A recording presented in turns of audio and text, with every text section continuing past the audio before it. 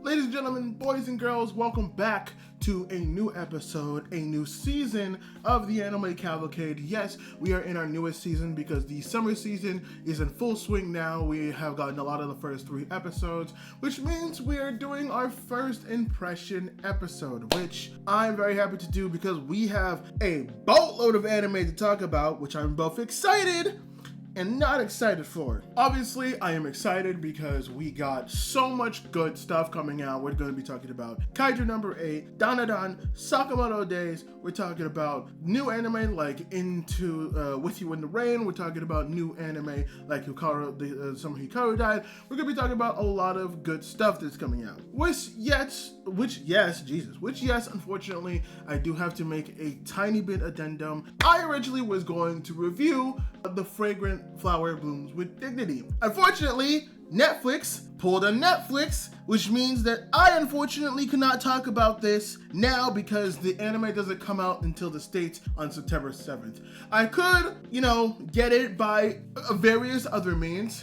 I just don't want to. I like the convenience of having stuff like streaming services, even though I could rant all day about my problem with streaming services like Netflix, like Crunchyroll, like Hulu, like High Dive, and other ones very much in between. Man, I'm never gonna get a sponsorship with that regard. But I do like them because they're at least convenient. I can catalog my stuff better.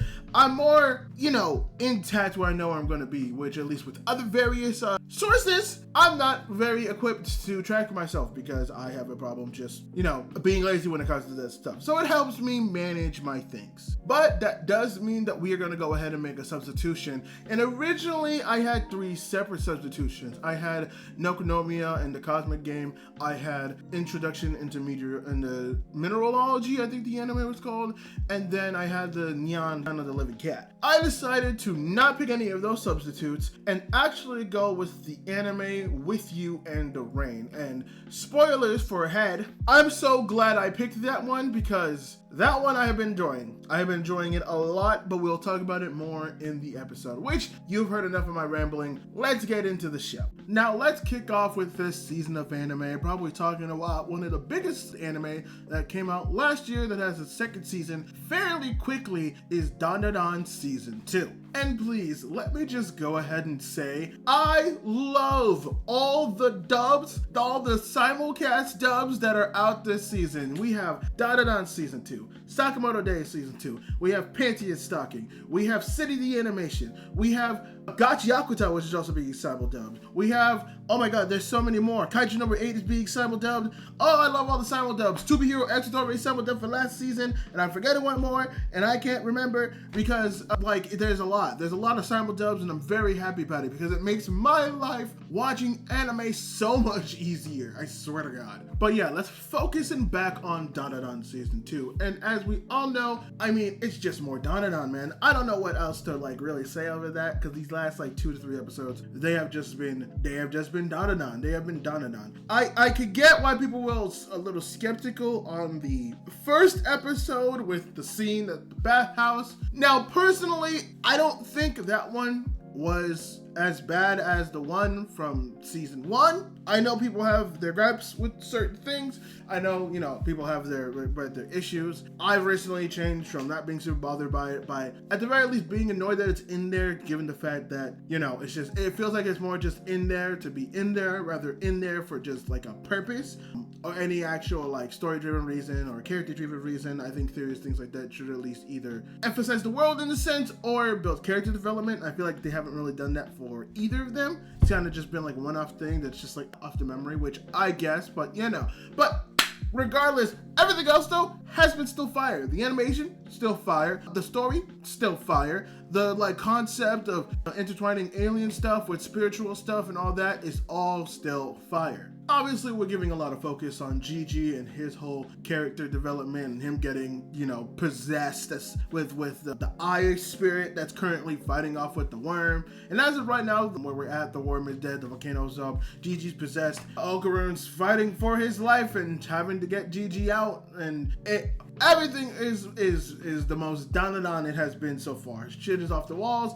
She is getting hectic. I only expect this type of story to go on for a couple more episodes, maybe like 2 or 3. I assume they'll fix the volcano and like the volcano stuff in either 1, maybe 2 episodes. 3 at most if we want to try to still figure out the whole Gigi situation, which I assume it eventually does. My whole prediction with that is either the same thing happens where maybe Gigi gets like some residual powers similar to how Turbo Granny is having it with Okarun, or the one that I kind of see more of, since just how Gigi's personality is and how they built that towards, I wouldn't be surprised if Gigi just kind of convinces this evil spirit to be like, hey, you know, it's okay, man. Like, I know you're scared and I know you want this, but you know, I'm here for you. We're all here for you. We can fight. And the spirit kind of just changing tune of being like, I don't like any of you, but I like Gigi, so I'll help. I'll lend you my power. I'll lend Gigi my power because I like him. But, you know, screw you all. I also do like that the family itself, the family who have been sacrificing people for I think over 200 years to keep the volcano at bay, weren't just other spirits, they were also themselves people.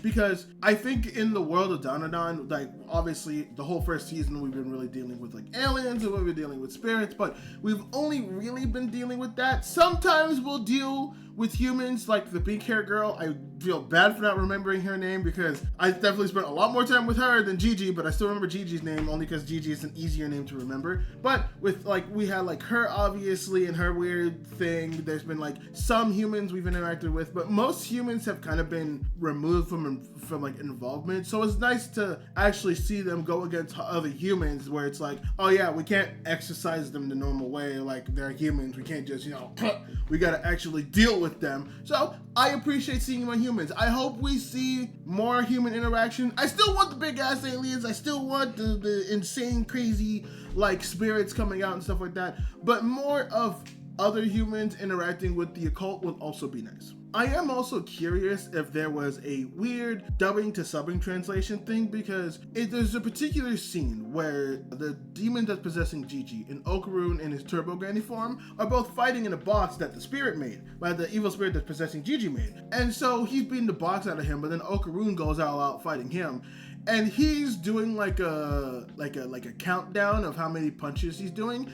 And I don't know, like, for any reason, if that's like, if he's just doing that to be like, oh yeah, I gotta do it 20 times and then whatever. But I haven't heard it in Japanese. I should have for the purpose of this video because I wanted to bring it up. But I feel like in like the subbing of it, or in like the Japanese audio, I feel like he's doing something. I assume he would be doing something different. I think he's doing more of like a, you know, like the JoJo's and the Giornos, like the Jotaro and Giorno, how like they'll have their like rapid punch action. I feel like he's doing something similar to that. It's just not in the translation for, you know, the English, it's just not that way. That's why I was like, you know, that's cool, but you counting down like that, I feel like it just threw me off a little bit from like the awesomeness of the scene, because the scene is really awesome where he is beating the bricks off of the characters. It just threw me off a little bit where I was like, okay, we're counting, but why? There's not really a reason for that, unless again, it's how many times he can punch before he needs to take a break while he's going all out. But yeah, other than that, I'm enjoying season 3 in Dandadan. Season 3. I'm enjoying season 2 of Dandadan. Dandadan has been fun. It's always been a fun show since, I mean, I was gonna say that was multiple seasons, but season 1 was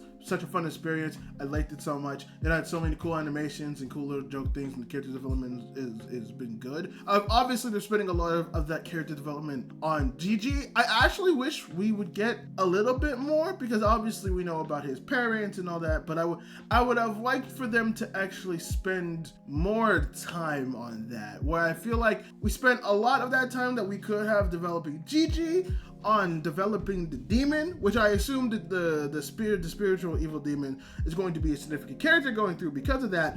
But I would have liked that to go to Gigi, because I feel like we could have used that a bit more, because I feel like Gigi's like development across like the characters that we know of so far is like kind of the weakest. But yes, I'm enjoying it. I am liking it. I can't wait for more to come out, and I'm glad that we get it back this season, and that we get it back so quick. Again, I was a little surprised, and I thought that they were gonna dub it part 2 like they're doing with Sakamoto Days, but no, it's a whole second season. So I'm very happy with that. I'm glad that we got it quick. I'm glad that we don't have to wait, and I am still ready for more. But before we get into the video today, I'd like to talk about one of the partners that we have for this channel, and that partner is Dubby. Dubby is an energy drink that prides itself in trying to be a different brand, as it has 0 sugar, 0 maltodextrin fillers, 0 artificial flavors or dyes, no secret formula, and no hidden type of ingredient. So everything that you get with Dubby is going to be a healthy option. And to help with that healthier option, they add vitamins, amino acids, a nootropic that helps with the little noggin, and 150 milligrams of caffeine. All of that packaged together super well in a powdered energy drink that they tried their best to make taste as unique as possible. So anything that you taste from Dubby, you're definitely not going to be tasting anywhere else. And I gotta say, my current favorites right now are the Japanese soda flavor and the California mango cream, because my god, those two are damn near delicious. And the tubs that they offer on their shop come down to $1 per drink, which means you're gonna get a better deal than you would ever get at Starbucks or ever going to the store and getting a canned energy drink. So with the healthy additives, the better cost, and the better taste, Dubby is a perfect option for any gamer, content creator, or whatever you do out there. No matter what you do, and no matter what activity you partake in, Dubby will always be a good option to go for. And trust me, I don't want to be somebody that pushes on an ad to you guys that I would use myself. And I have been partnered with Dubby for a while now, and it's a shame that I have not pushed them as hard as I have, because I have used them as a quick alternative when I'm in a rush or if I need just a little bit different to not give me the jitters whenever I drink my coffee. And Dubby has been a perfect additive and a perfect substitute. Not to mention, their community is one of the best that I've ever been a part of. They collaborate with small creators, they have a bunch of collabs with other creators to make tumblers and special drinks. Honestly, Dubby not only is a good product, but is overall a good company. So go ahead and get yourself a tub of Dubby today, and you know what? If you click the link in the description or in the comment section, go to that little referral link on your checkout, use code Kurosaki to get 10% off your order from your boy right here. Thank you, Dubby, for being a wonderful partner of this channel. Now let's get back properly into the video. Next up for the docket of anime is My Dress Up Darling Season 2. I almost forgot. My Dress Up Darling Season 2, and yes! My lord, you have no actual idea how happy, excited, elated, I'm ecstatic, how invigorated I am to know that My Dress Up Darling Season 2 is back, and it reminds me why it's like one of my favorite romances, like right now, coming out. It's so goddamn good. Since watching it back all the way in like what, Jesus, 2022, 2023 now, I think it is. Like, I think it's been like a couple of years since we have it back, and I've watched not a huge amount, but I've dived into the world of romance since then. I've been watching Nalu generic romance, I've been watching Skip and Loafer, I've been watching Nagatoro, I've watched My Happy Marriage, I watched an abundance of different romances, and let me tell you, going into My Dress Up Darling 2 in the first season and not having this like wide knowledge of romance, it's definitely one I could appreciate, but never one I really truly could appreciate for what it is. But my god, after dabbling more into like the romances, knowing what I like, knowing what I don't like, knowing what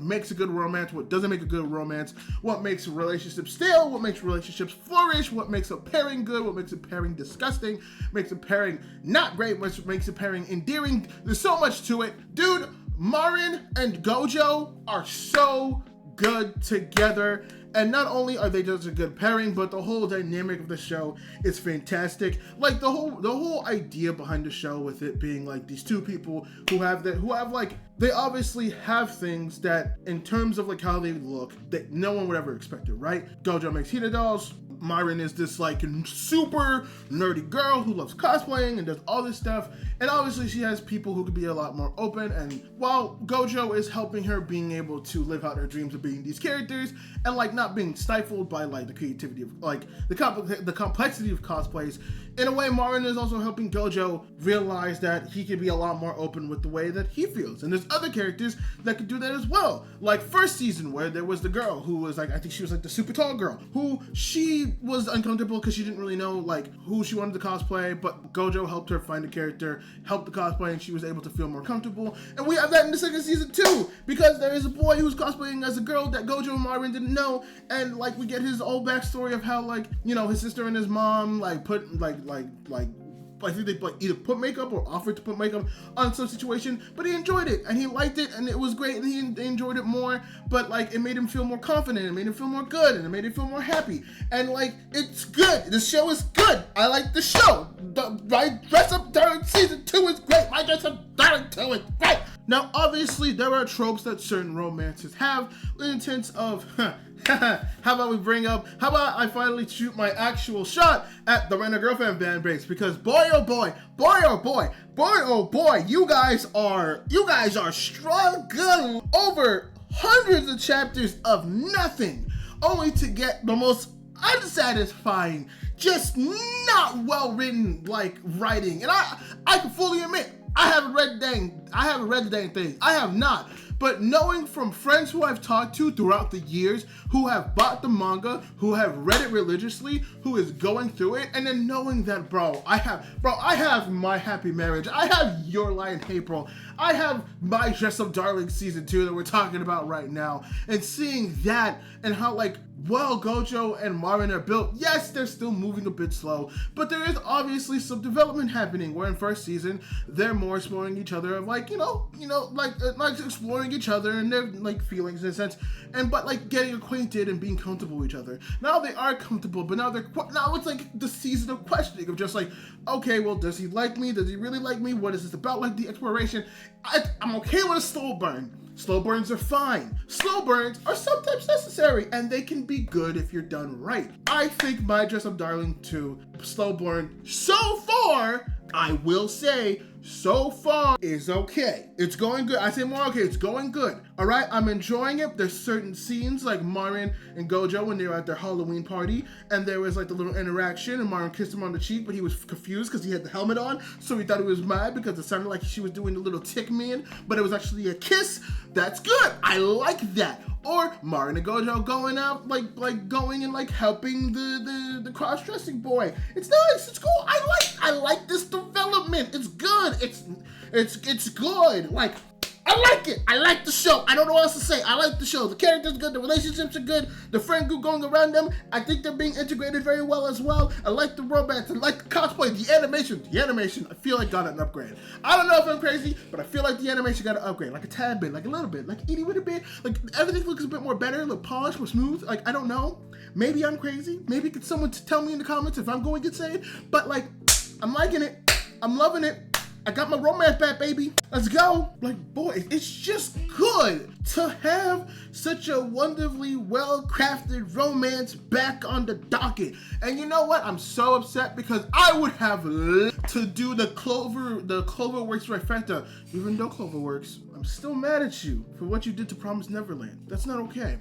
But, dude, Cloverworks hidden with the triple header, My Dress Up Darling, the Flower That Blooms with Dignity, and Rascals Do Not Dream of Bunny Girl or Rascals Do Not Dream of Santa Claus. Like, that's a triple header. That's genuinely good. The only problem is I kind of fell behind on Rascal and I couldn't catch up in time. And Netflix kind of screwed me with Flower That Blooms with Dignity. So unfortunately, we can only talk about My Dress Up Darling Season 2. But I'm happy to talk about My Dress Up Darling Season 2 because it's good. It's very good. Everything that's come out has been so good. Now, obviously, it's the relationship. Now, obviously, we're getting a little bit of development. Both Gojo and Marin are more questioning things. Both of them, by the end of season 1, have both said I love you, but neither has paid attention. Marin's being a little bit more pushy. Gojo's questioning a bit more about his feelings. They're being asked if they're a couple a lot more. People are acknowledging the existence of the pair. So the question is, where would I like them to be by the end of season 2? I do think two outcomes would be okay. I think either situation A, both of them have acknowledged their own feelings and now need to acknowledge theirs. But something has gotten in the way of that. Either something like Marin's parents come back and we get a whole thing with them, or something with Gojo's past and his trauma, or some. Now, I don't want it to be something of like, let's say something plays out where Marin like is talking to her friends or talking to somebody and she's talking about how like, oh yeah, like, you know, his dolls, yeah, it can be like kind of weird or something like that, or saying something that Gojo can be misconstrue without context.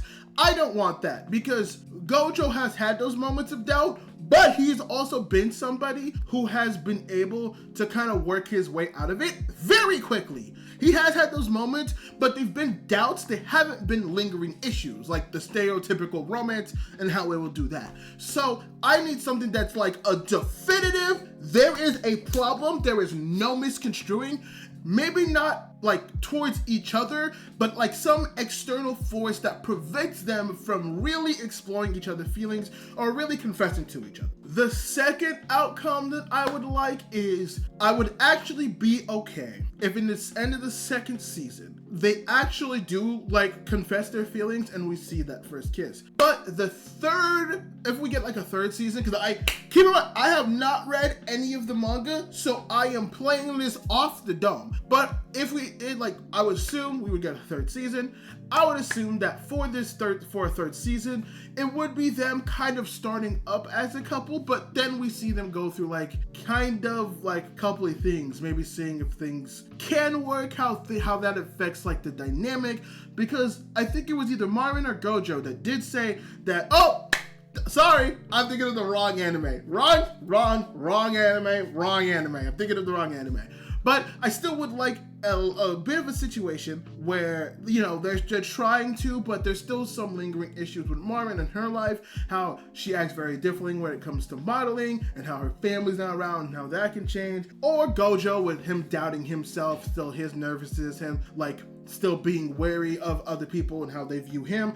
I would like those to still be factors as like, you know, when you get into a relationship, you get to know people a bit more, and maybe that turns the relationship a little bit, but then obviously in like there's a big crescendo of like, you know, no, fuck everything, I love you, and blah blah blah blah blah. Like I would like something like that, because I think with the character development of Marin and Gojo, I think that character dynamic can pull that off. It sounds cheesy, I know, the whole like, I don't know if I love him, I don't know if he's the one for me, oh, he's so different than what I thought he was, woe is me, blah blah blah blah blah, like something like that of like, oh, I don't know, maybe we're better as friends. Does that change the dynamic? I get that, that's cheesy, and I'm willing to admit I'm a cheesy guy, but if you pull it, just because it's cheesy doesn't mean it can't be pulled off right, it doesn't mean it can't be good. It just depends on like the dynamic, and it depends on the situations, and depends on how you tell that story. I think the author for My Dress Up Darling could do that with the characters that they built and the dynamic that they've had. I think that's possible because both of them, I know, still have some trauma, because like there was the episode where Marin got sick and she was crying when Gojo fed her because she's obviously alone, and then there's Gojo at the Halloween party where he was questioning himself like, oh, people aren't calling me creepy, or people are calling me weird because I do dolls. But there was also that moment where someone questioned him about him doing makeup and he got a little bit anxious, he got a little bit scared. So I think they can pull it off, because I think that the character dynamics that they build in the show is good. I think what I'm basically trying to say is season 2 should be the season of the Bella Vita confession. Season 3 should be diving into the trauma and see how that changes the relationship. Either way, I'm here for it. I'm down for it. My Dress Up Darling Season 2 is back. I've said it before. I love it. I'm glad it's bad. I'm loving it so much. And I can't wait to consume more of it. The next anime that we will be talking about is Sakamoto Days Season 2. Now, nope, I'm wrong. My apologies. I said Sakamoto Days Season 2. I meant Sakamoto Days Part 2. So I'm just going to call it Sakamoto Days because it's Season 1, but still Part 2. So the first couple of episodes for Part 2, right? I think it was episode like 12, 13, 14, because the previous part was only like 11 episodes, which was weird. So I also assumed that this next part will be 11 episodes, which is weird. But these first couple of episodes have actually been really fun. They've actually been really good. And it makes me question, what part of part 1 of Sakamoto did I not like? because I'm thinking of the first couple of episodes I've watched for part 2 of Sakamoto Days, and it's all about like the villains and those serial killers at the whatever organization that's going after the JAA. They like broke out and now they're going after the Order and Sakamoto's family, stuff like that, which he's part of the Order, so you know what's about that. And you know, it's been a really lot of action-packed, like the first couple of episodes, the first couple of episodes have actually been like super really packed. It's super really cool. And I'm sitting there and I'm looking at it and I'm like, you know what? I'm actually having fun. Like the clairvoyance dude, like he got a new power. That's awesome. I like the redhead girl who like was able to drink the ethanol, and she's like mafia drunk. So her like depending on the alcohol she drinks, she's either like a clumsy but super good fighter, or she turns into just like a maniac. No, I was gonna say mechanical. Mechanical is the wrong word. She turns into a psycho mafia person and like kind of a badass, which also I like her. I personally like her longer hair. She put down her hair for the first time I saw, and I was like, oh, that's actually like I kind of like that style a lot more. I like the really long hair on her. It was good. It does make her a lot more terrifying as well, because with the bun and the little like bun cap, and makes it look a bit cuter. But like the long hair makes her look better, but also does make her look a lot more terrifying. And I think I would have to watch more of it and how they go through the rest of the season. But for me personally, right, I think Sakamoto Days action I really like. I do feel like they're putting more motion into things. Like the one fight that I think about in particular is the girl with the briefcase that's part of the Order and the woman who has the spikes coming out of her. I will admit, I really need to know names, but for Sakamoto Days, I'm very bad at it. The only person's name I know is Sakamoto, and the only reason I know it's because it's a name. But they're fighting, right? And for me personally, I'm looking at that fight, and I really enjoyed it. I think so far, that fight is my favorite fight of the season, just with like the movements and how it goes. And I've always been a defender of the Sakamoto Days animation. I think people were a little bit too harsh. I think people were blowing up that it's bad animation a little bit, and I still stand by that. Sakamoto Days Season 1, it's not badly animated. If we're going to shit on other anime for that type of animation, there's a whole bunch of anime that's come out in the last couple of years that has that same animation that, you know, no one else has talked about. So, you know, people like to nitpick, and I get it. Sakamoto Days came up with a lot more hype. It was one of the mangas that was considered one of like the new shonen to kind of take over the Shonen Jump weekly series.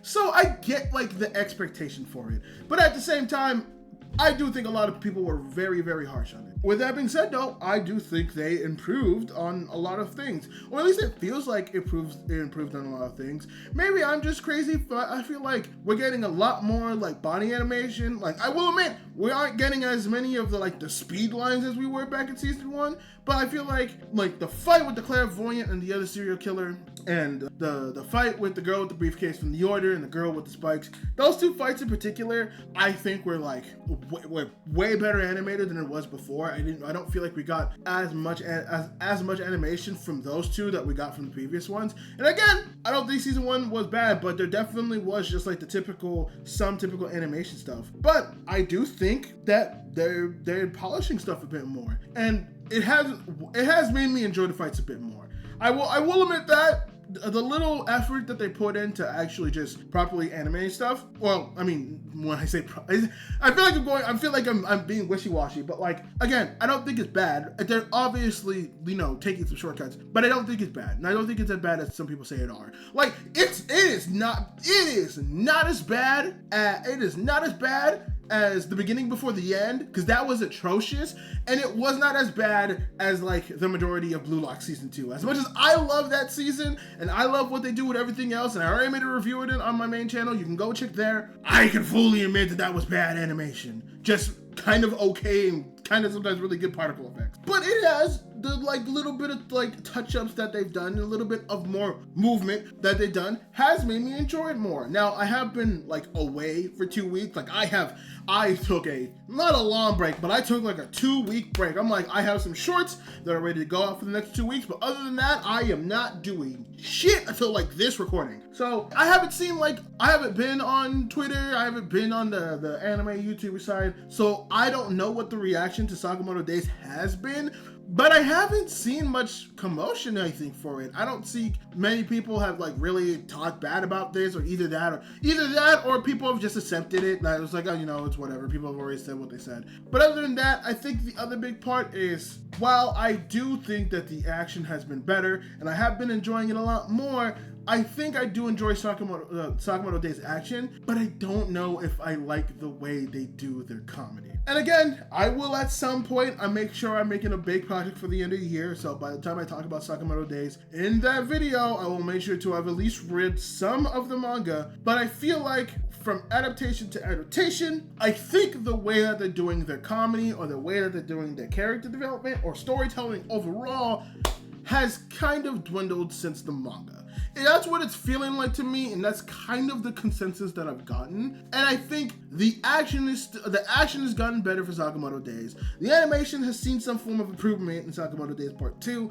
I want to see how they're doing a lot of the other character development, because right now it just seems like we're getting a lot of action, given for what type of arc we are, as everyone's just trying to get rid of all these serial killers that are running amok in Japan. But at the same time as well, I feel like the pacing for this has been really, really not great, especially since I think, 2 of the 4 serial killers that were already introduced are now gone. They're not there anymore. So that's why I'm kind of sitting there being like, I thought we were going to spend a lot more time. Maybe we'd see a lot more, you know, in wrestling, we call it 50-50 booking, where, you know, one person would win a match and then another person would win a match. I thought we were going to get a little bit more of that, of like the serial killers going after some of the people and realizing, oh, they're a lot stronger than they think they are, and then they come back and something happens, like when the clairvoyance assassin was able to get his little upgrade and we found out that Lin Lin can drink ethanol and become a mafia drunk and have like this power up. But it all kind of happened within the first fight.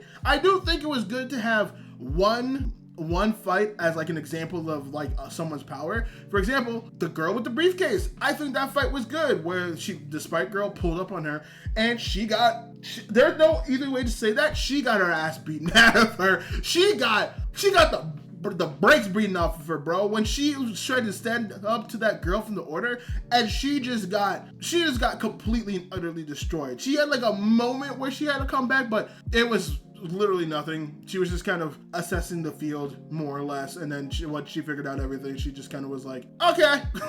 It's like, okay, cool, I can win this. So that was still a fun fight. It's still my favorite fight of the series so far. So yeah, I mean, that's kind of how I feel about Sakamoto Days. I feel bad for not liking it more, because I feel like I should, because that mix of comedy and action I do really like. I just think, I don't want to say the comedy is weak, because I want to read the manga before I pass any judgment or I say anything that harsh. But I am getting kind of to that point.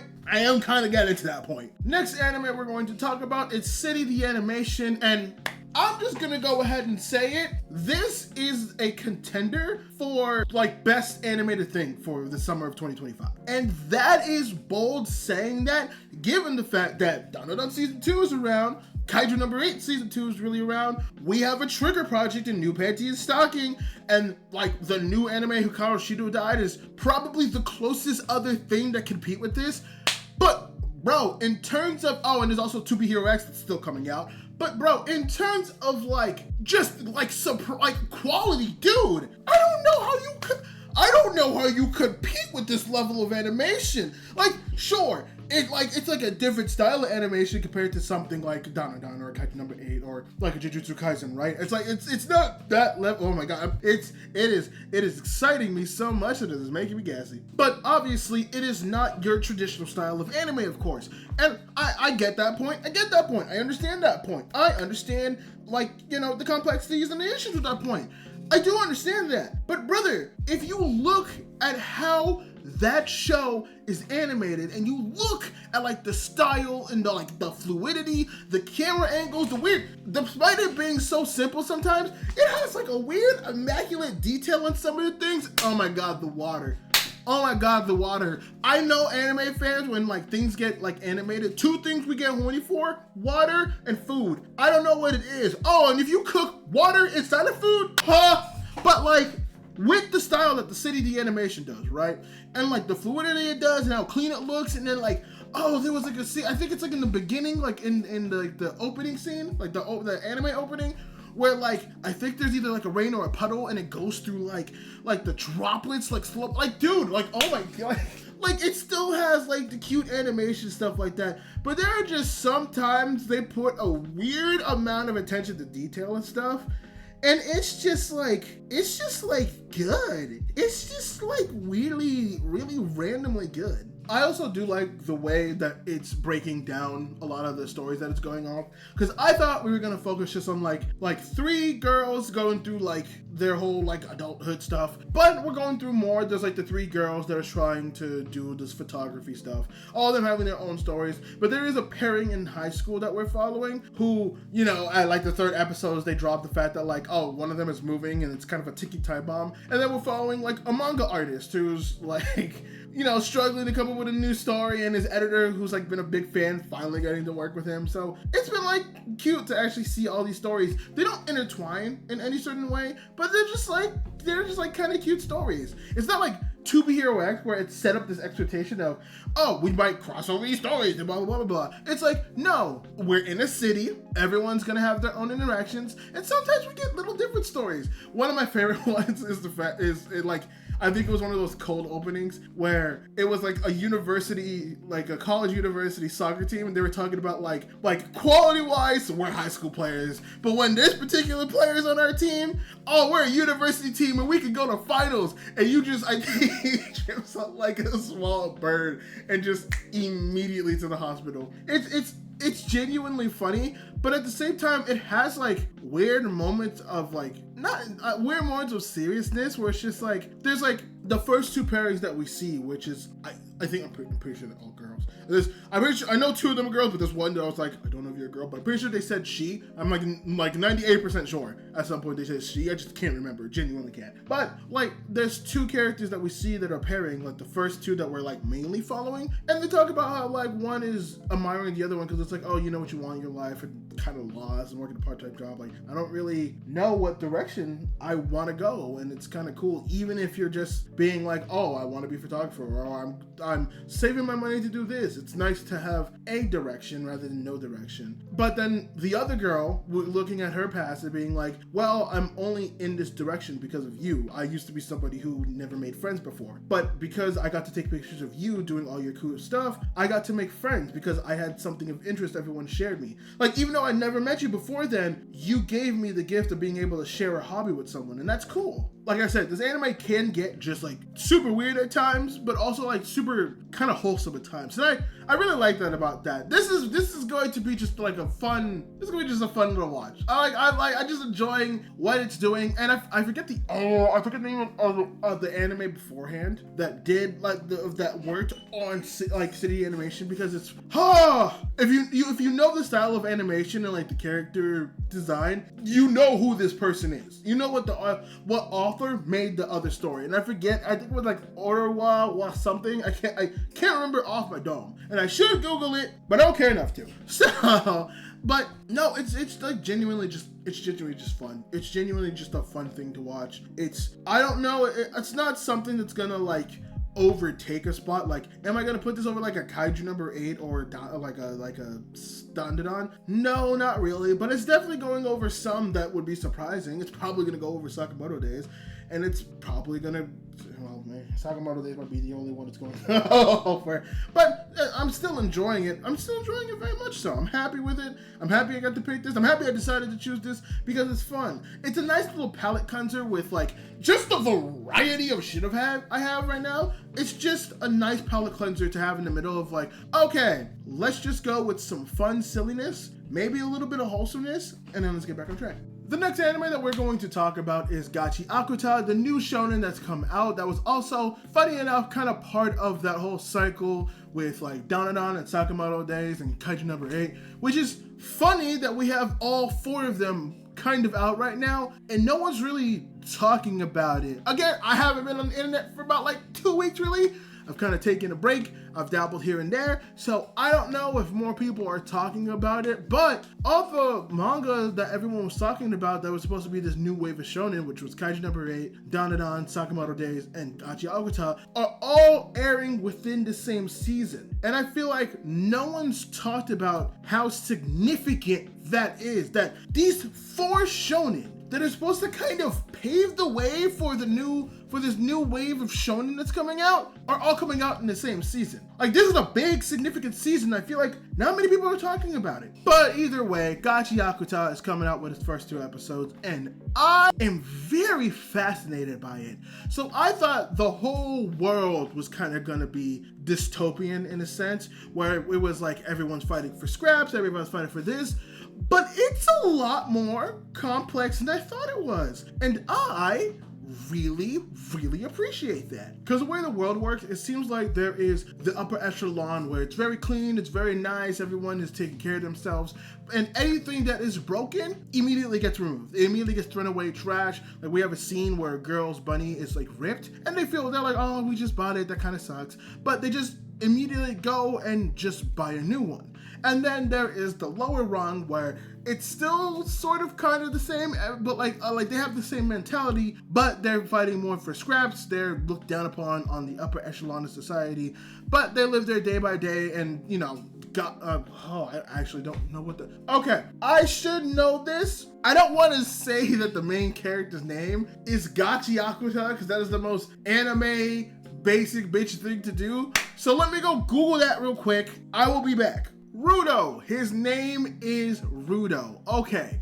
All right. I'm about to say, that would have been the most like I didn't watch the anime of, oh, you know, Gachiakuta. And you know what? I blame Naruto for that, because it's like, oh yeah, you know the main character Bleach, you know the main character One Piece, you know the main character Jujutsu Kaisen? No. So Rudo is the main character, and he's kind of like on the lower where like even people in the slums kind of look against him.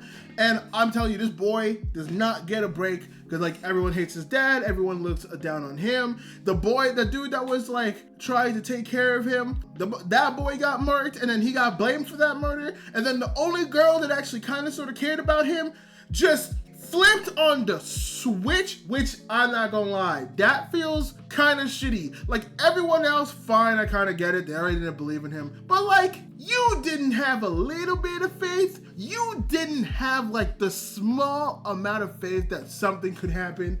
Like, I get it, but also like, if the dude's sitting there like, you know, trying to tell you he didn't do it, you're just gonna be like, yeah, no, you kind of suck. Not at least give like, I could get it if it was like, if she was like sad or heartbroken, but like, she said it in like the most disgusted, and like, I'm just gonna be honest, I hope he gets back up there. I don't think we'll get it in season 1, but I do hope he gets back up there and he murks everybody. I have never seen a more justifiable crash out in my entire life than what that boy went through in the first episode. I'm telling you right now, if he goes up there and he's like, everyone's dying today, I am fine with that. I am so fine with that. That has to be I hope we get that one day. I don't know if it's in the manga yet, but I hope we're able to see that one day, because that would be the most justifiable crash out. And honest to God, I don't even think his dad did anything wrong. I think it's the same situation that Rudo's in. I think he got framed for something. I think they didn't believe him for something. And the same thing's happening to him, because for whatever reason, I want to see him just crash out. I want to see him crash out on the slums. I want to see him crash out on the upper echelon of society. I want to see him crash out on everyone that did not help him and support him. Especially, maybe not the girl, but that is the most justifiable crash out. So we have the upper echelon, and then we got the slums, and then there's like the bottom of the bottom of the bottom of the bottom, which is the pit, which is a whole world on its own. You want to talk about like the upper echelon world being big as shit? But now compared to what is in the pit. And it actually seems like through some context that the pit isn't just a place where it was supposed to be like where like the dwellers go. It just kind of seems like it was a place that kind of got fucked over as a pit, but I don't think people are aware of that fact because I don't think anybody's returned from the pit. That's what it feels like. Or if they have returned, they have been murked. They got murked. They got gotten rid of. But this is where I feel like I fell in love with the world, because it's just a world of fucking trash. And like, again, I'm not saying I love trash, but it's so cool what they do with it, where it's just a long wasteland of garbage. It's like terrible. And because of it, like the air is stale, the trash has gotten so bad, it just has created trash monsters. Things have just mutated. You need like a gas mask to properly survive in there. Like, it's actually quite insane with that world, and I like it. I like the dynamic of all the people and how they view the Epsilon. There's so much good. The only thing I'm heavily skeptical about, and it will change how I view the show, is the power system. Because the power system, it's a very loose power system. It doesn't really have like structure or natural hierarchy like you would see in like a Bleach or like a Hunter x Hunter. This one is more loose, of someone who is a giver is able to give like form to like whatever object they hold, or a specific object that they hold, and kind of bring it to life. And we even see this in the very beginning of the first episode, where I think it's Regtone, who is, I really hope his name is Regtone, but Regtone, who's taking care of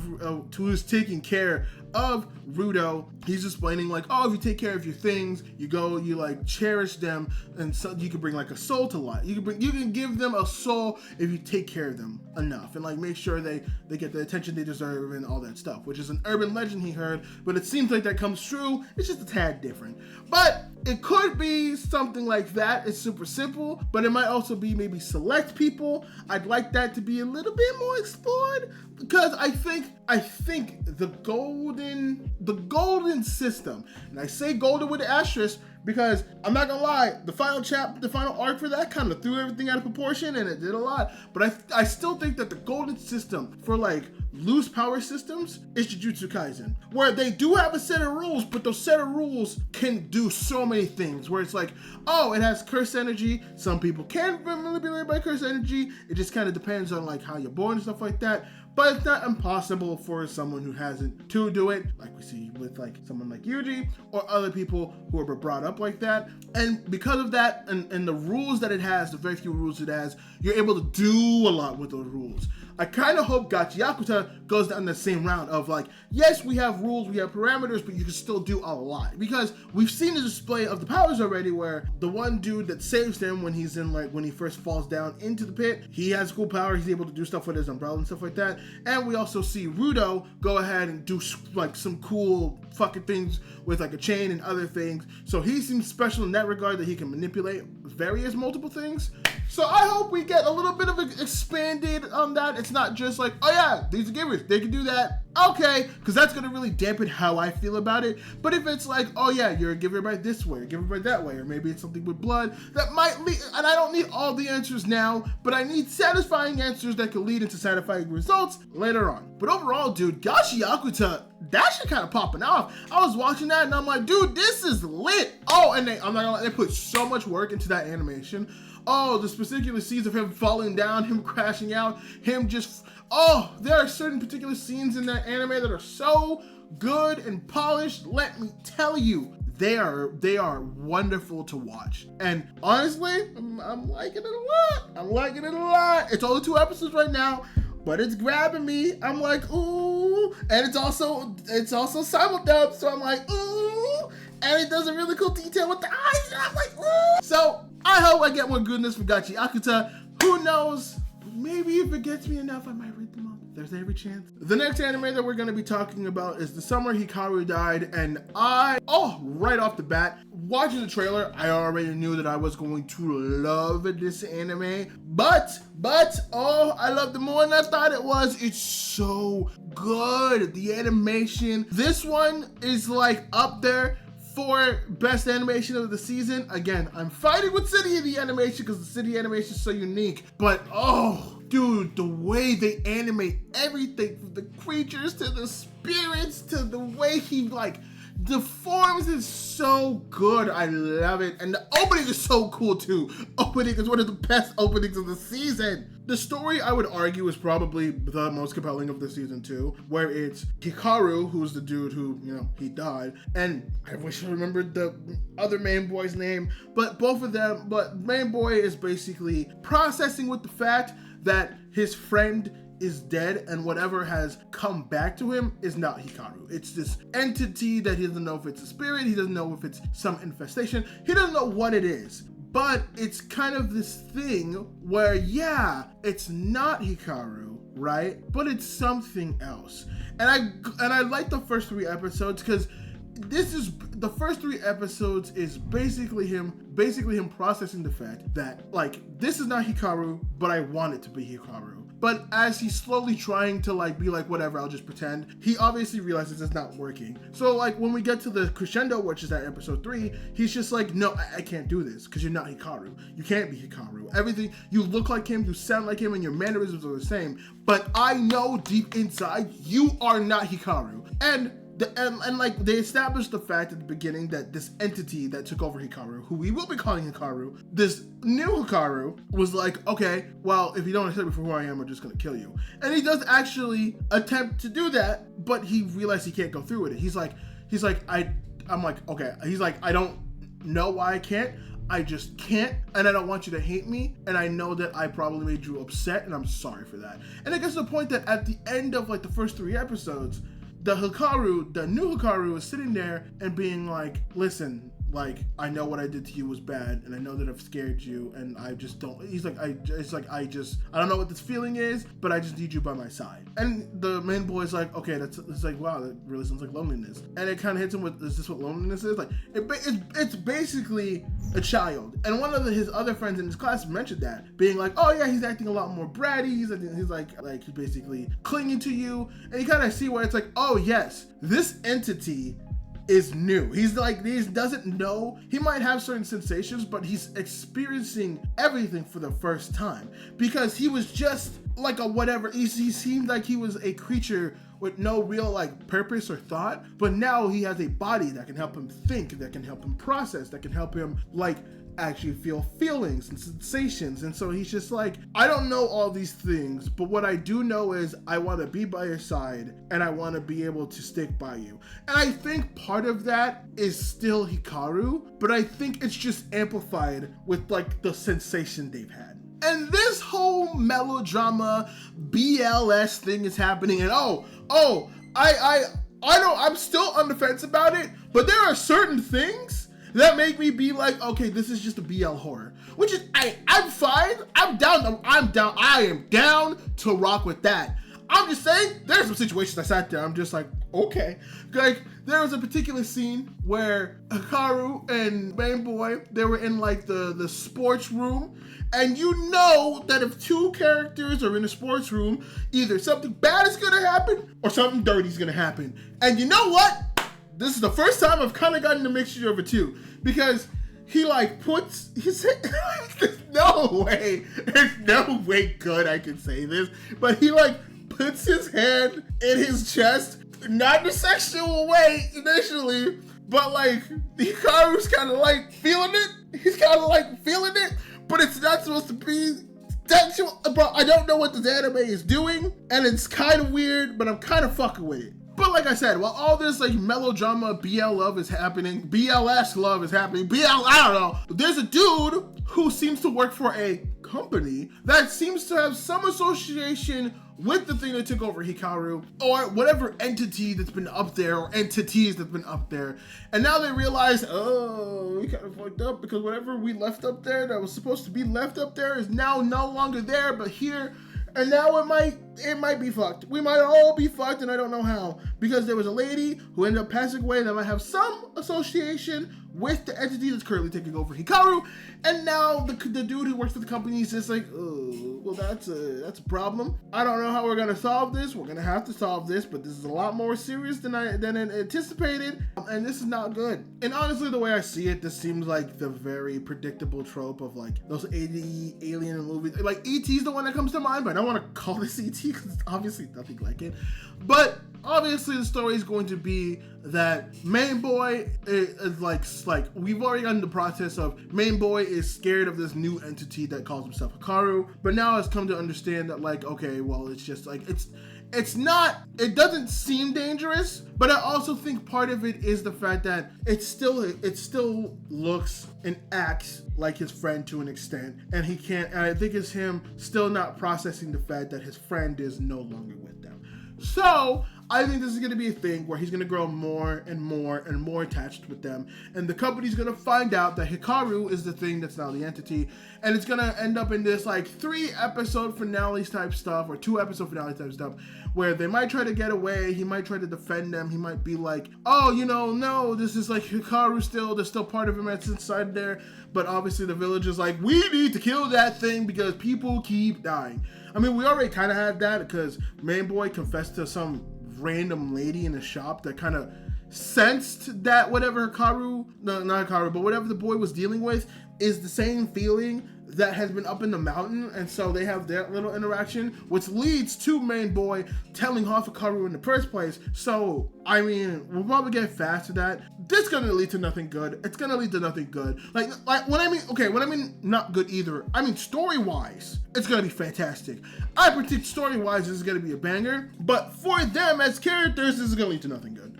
This is going to lead to nothing good happening for them. I predict that either both of them pass away or that whole village is going up in flames. Like, one of the two has to happen. Something major is going to happen. Honestly, I could see it if you want a satisfying ending, like the whole village is getting murked and both of them walking off, just traveling and being like with like this entity that's attached to the boy and being like, I don't care if it's Hikaru, like, I just need him by my side, and him never coping with that fact, and it being like a very dark ending of, never processing your feelings, which would be interesting because we just finished the anime that was all about processing your feelings, and now we're going into this that's like, hey, I know that this entity is bad for me, and maybe it's the reason it's causing all the death in the city, and maybe it's like not good, it's probably gonna hurt me, and maybe this will be bad in the long run, and I've already gotten warnings for it, but it makes me feel good, so I'm going to keep it. I'm in love, I'm invested in it, I think that it's a banger of a show, and I'm ready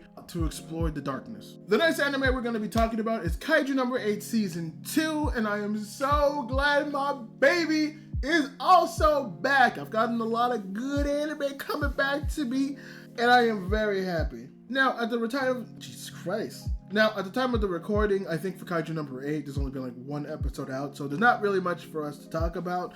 But, I mean, like, there's a lot that I could say, but I've also read the manga up to this point, so it's interesting to see, like, sad, I don't know what else, because I'm not super surprised by anything. But the season is starting off with all the particular members of the 3rd Division going off to different divisions while the 3rd is being rebuilt, while Mina and Hoshido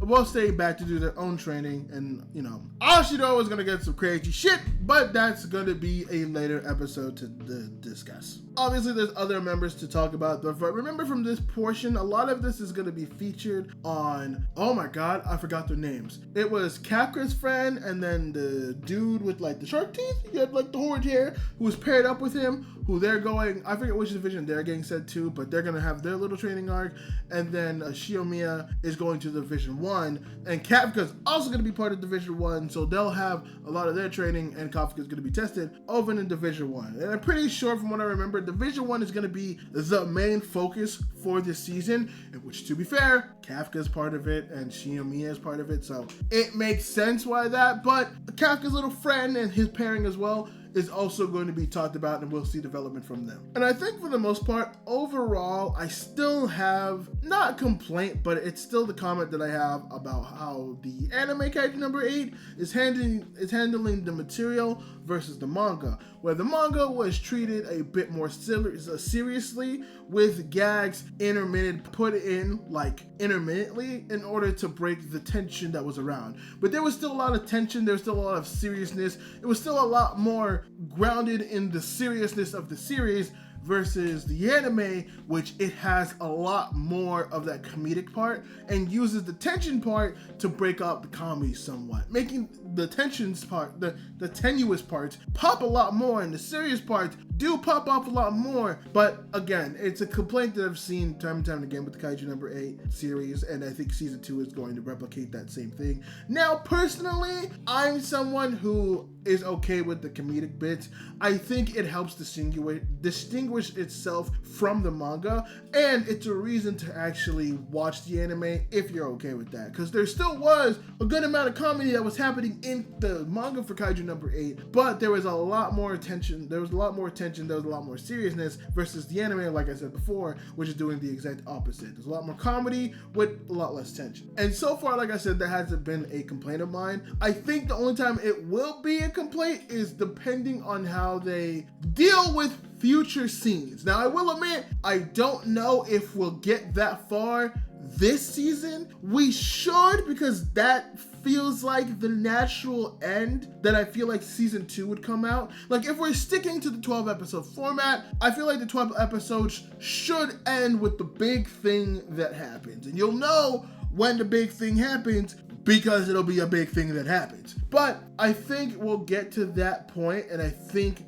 that's when I'll really determine it, because I think they did really good with the season finale for season 1, how they handled that, how they handled Kafka being founded out, and how Division 3 still stood by Kafka, and Mina and Kafka's first proper talk, like seriously, and her hoping that Kafka comes back and realizing, yeah, you're a kaiju, but also I could tell that you're still Kafka. Even if you're this, kaiju that we've all feared for society for God knows how long, you're still Kafka. So I'm wondering how they're going to do that with something that feels a bit more serious down the line. Now, I know I just said I have no problem with the way that they changed the comedic and serious tone switch. I think the only time I could see it truly actually being a problem is with the First Division captain. He is definitely a lot more goofy than he is. Like, in the manga, he's definitely shown as like a dude who, like you said before, he doesn't care about anything else other than straight to results. And I think it helps where there is this character that is comedic, but he is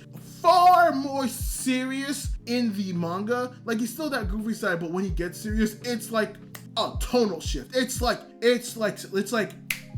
that. Sorry, I didn't snap very good. But it's like that, where he could be like aloof and whatever, but when he's like talking serious to somebody, or it's someone that really needs to be punished, it's like, hey, no, I'm serious now. This needs to stop, and you need to stop. Like, that's the level of switch that we're talking about. And I didn't really feel that here. It just kind of felt more like they leaned to the aloof part of him, where even when he's talking with Kafka at the end of episode 1, he's just like, yeah, go ahead. It's like, just so you know, it's like I don't really want to deal with this. It's whatever, like yada yada yada. And even when he's talking to Shinomiya sometimes, where it's like, I don't care about results, they play him more as aloof and not caring, and that kind of bugs me a little bit. I still enjoy him, but I also enjoyed him more in the manga, where he had that switch. Now he's just more aloof, and I don't think the character kind of really worked, because it kind of puts everything everyone else has been that is working with the Defense Force kind of to shame. Like, it kind of just makes a mockery of it in a sense,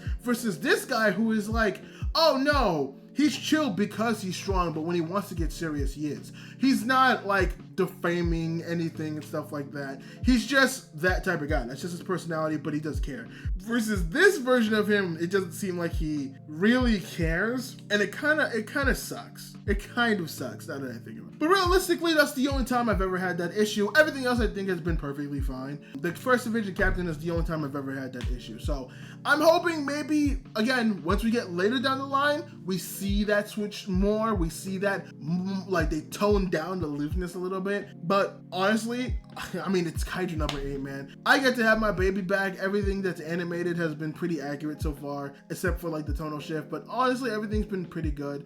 And I will admit, I didn't watch the Hoshino's Day Off. It is there if you want to watch it. It's not technically official for like the season. It is like an extra bonus episode.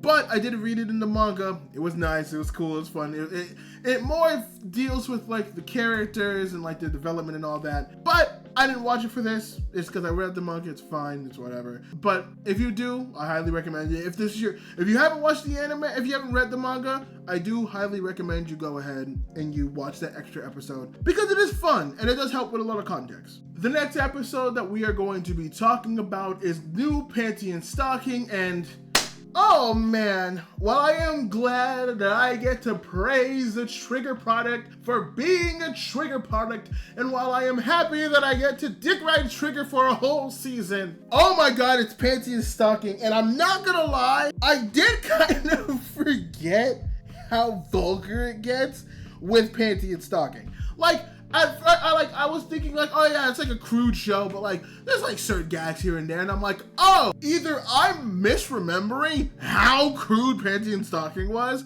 or they're upping it for this season and it is extreme. Now, it is funny and the most Panty and Stocking thing ever, the fact that, you know, in the first episode, they give a nice recap, which was nice. I didn't need that. But they also acknowledge Garbout. He goes off and he's like, oh man, it's been like 6,000 some days. He's like, no, wait, it hasn't.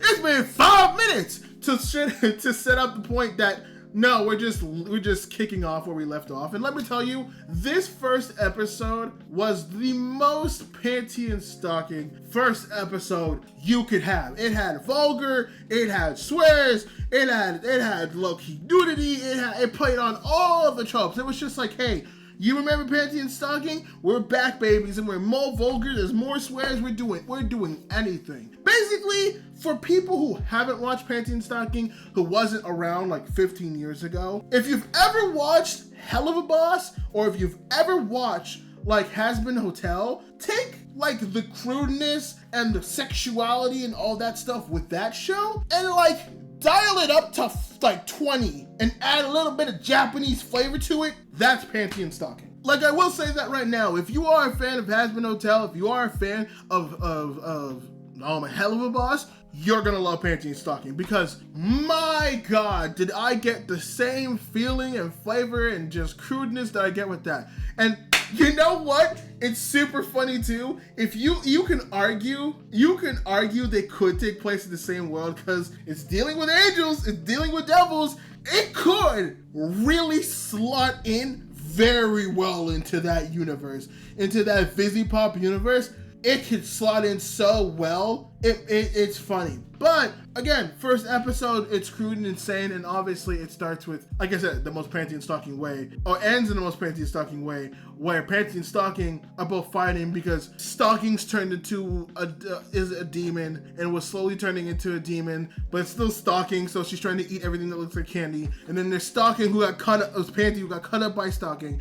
And she gets reformed, but then she's pure, but they forgot one piece, which was her privates. So they gotta put that back, which is insane. It's insane that they did that. But obviously they're fighting, they're being vulgar, they're doing all this insane shit. And it ends with them getting out of their big gigantic forms. And it comes to like saving the town, to them just fighting over just being annoying to each other. And then they act like nothing happens. They're like, oh yeah, I got a like hookup to go to. Oh, I got a horror movie to go to. And they're like, hey, you want to go? It's like, oh yeah, I'll catch a ride. Like nothing happened. God, I miss this show. I love it so much. And then the second episode for all of this is basically, I guess the second episode explains like the new direction where they're going. New sort of new, kind of new. Where Panty and Stocking still need, like, they're supposed to get coins in order to get up to heaven, but because the heaven market exchange has just been, which is so relatable, man. I'm gonna be honest with you, but the rate exchange for hell is for heaven is so bad right now that they actually need more coins to get back up to heaven. And hell has its own form of coin, so they're just like, yeah, so Lucifer gave me a call, and you let out a bunch of demons that weren't supposed to be let out, so you gotta wrangle them up, and you're not coming back until every single one of them is caught. So the Devil Sisters, Panty and Stocking, all need to work together, and this was the first episode working together, and you know, it was the most, like, again, I say it's the most Panty and Stocking episode, but it was, because they were just like, okay, well, we're gonna go against each other, and then we're gonna go hunt for the demon. And chaos exudes to the goddamn maximum. People are they're crashing into buildings. They're hunting for demons in the most insane places. They get hints of like what the demon is, so it's just like, oh my god, okay. So what this is going to slowly turn into is a monster of the week situation, which, you know, most times I would kind of poo-poo at the idea of just like, oh, monster of the week, you know, blah blah blah blah blah. But that's kind of what Panty and Stocking was already before this, because of the premise of they have to get back into heaven. And B, it is added a new dynamic, because it's like, okay, well, now they're competing against who gets the demon. So now there's a bit more chaos. The nerdy boy got a lot of attention in the first episode, and some attention here, not much, but obviously he'll be a focal point because, of course, he is. But man, hey, Panty and Stocking's back. There's nothing more I can ask for. Honestly, short version of this, it's just Panty and Stocking. It's just Panty and Stocking. And if you didn't want it to change, and if you didn't want it to do that, then my friends, you're gonna be happy with the new one. The next anime that we're going to be talking about this season is Shield Hero Season 4. Oh my god, I almost forgot. Oh, Jesus. And right now there are only 2 episodes out, and again, I'm just glad that I got another season of Shield Hero. It is definitely, I feel like, an underrated isekai. I know some people have some issues with it, but I think it's still one of the best isekais out there. It's probably my 3rd favorite under ReZero and Mushoku Tensei. I think I'd go as far as to say that. I think I'd go as far as to say that. But you know what? I was really hoping, you know what? That's my fault because I saw the trailer. I was really hoping we'd kind of get back on track to the whole, you know, Phoenix Rising and the Cardinal heroes who are from other multiverses. But it seems like we're going to be doing more. It's kind of mean to say side quests because they still play into the bigger story of Shield Hero. But it seems like we're doing more side quests because this story is also focusing on the Beastkin still, but it's also going to be very political driven, I think. Not, not by like addressing politics stuff, but like the politics in the world. Like people are gonna be using their powers, there's gonna be scheming behind the scenes. That's what it feels like this season is kind of coming to. And I know some people might not like that. Some people hate the slower political stuff. A lot of the last 3 seasons have been a lot of action-packed stuff with some good world building happening. So there has been a lot of action and a lot of cool stuff. And, you know, Naofumi has kind of built up this whole army with the land. He's got a bunch of Beastkin working for them. He's got the Cardinal heroes all back together. Like we saw them in season 1 helping Naofumi. Not much for the Spirit Hero. The Spirit Hero's just kind of off his own, doing his own thing. Like he's still helping in his own way. He's just helping in his own way. But you know, it's gonna be it definitely seems like it's gonna be a lot more political driven and a lot more like, you know, like I said, scheming behind the scenes. I love that stuff. I love seeing the political aspect of, oh, we're gonna explore the lands of like the political lands of this world, and how like there's some Beastkin who are looked up above other Beastkin. Like there's the 4 big races, and the lions might not be in that. And Naofumi has white tigers, and white tigers are looked down upon in like the Beastkin society. I don't know why, but we'll probably get the reason as to why. But it's gonna like, for those of you who are looking for the action-packed season, this might not be that season. It doesn't feel like it's going to be that season. If you're that person that loves that political driven stuff, that like political scheme, you like that political plays of people using their power and people using their wealth and like trying to scheme, and some might be good and some might be bad and you don't know exactly, Shield Hero Season 4 genuinely might be for you. And again, like I mentioned, we've already gotten around that since the first 2 episodes have been heavily around Naofumi trying to get to one land or country, one kingdom. Don't ask me what the kingdom is, I forget what it is, but he has to cross another kingdom of Beastkin to get to, I think it was Raphtalia's homeland, to get to like that. So he had to stop by, but he got stopped being like, oh, well, like, this is the land that worships the shield hero, and you're passing by, people care about you. Which, by the way, can I say for real quick, it was about goddamn time. For 3 seasons, this man Naofumi has been screwed, has been accused, he's been like given the like shitty shaft the entire time. He's had to help people with a turtle, he's had to help people with this weird time shit, he's helped people from other universes, and that man has gotten very little except for the people that is around him. Now there is a country that I didn't even know existed that actually worships the shield hero, that cares about the shield hero, and you know what? It's about time. The man came through. Not only was he treated as a hero, he was treated as a god. He's looked like a god. Man, he got an escort to the actual kingdom. He got an audience of people. They got people that are trying to use him for power, which is not great. But people do respect the shield hero in this land, and you know what? I am so happy for him. Now, don't get me wrong. It definitely, there's a little bit of shadiness going on. Like I said, it's a very political driven season. So I'm suspecting that obviously there's some things that's going on. There's things that are happening. There's things behind the scene. Maybe some people want to get rid of Naofumi. Because also at the beginning of the first episode, we don't see it, but I don't know if it was in last season. I don't think it was, because I think last season ended in like a pretty high note. But Naofumi's village ended up getting attacked, and they were trying to go against Raptalia. Now they dealt with them pretty easily, and they haven't had assassins. But obviously Naofumi, with like the Cardinal Hero stuff happening, and the Phoenix happening, and this whole like time storm, like the weird storm thing happening, he's like, okay, I can't have like another issue. I thought I was big chillin', but apparently not. So now I gotta go over to this land and deal with that. And now he's caught up in a political situation.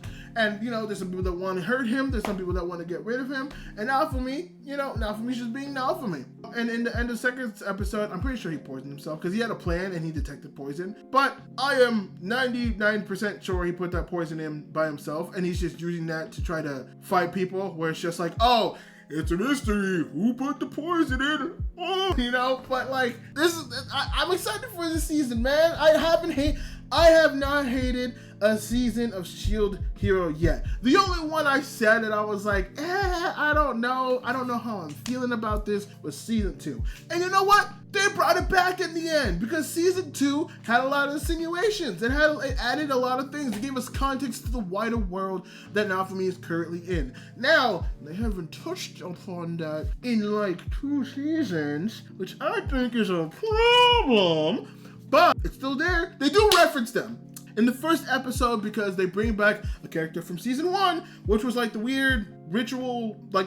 protector person who was also like Philo. She's kind of like Philo in the sense that she could turn into a bird. And I know she helped Philo get more power, and I forget the context, but she also gave Philo more power in exchange for lowering their levels a little bit. But she needs Naofumi's help. Naofumi's like, listen, I got my own problems, and she's like, okay, but don't talk to me if things get bad, which means that by the end of this season, either by the end of this season or the second half of this season, some shit's gonna go down and Naofumi's gonna have to deal with it. My only big concern, and not about like the show and what it's doing, just character-wise, my only big concern is that I know that somewhere out there doing something. I don't know what she is. I don't know if she's involved. She most likely will be involved in whatever is happening with Raptalia and her home country. Something is happening over there. I don't know exactly what it is, and I don't know what she's planning. All I know is I don't like it, and you know what? If she's actually behind this, I think it's about time. We maybe think you're just getting rid of the character for good. I'm gonna be honest. We probably should just write the character off. Somehow, I think it's time. If she's involved in it somehow, if Mel is involved in it somehow, I think it's about time we just because I'm tired of her being around, being a menace, and everything else. Because I'm also pretty sure she was involved in the curse for all the 3 other Cardinal Heroes. So, can we please just get rid of her? So I can have peace of mind that she no longer exists.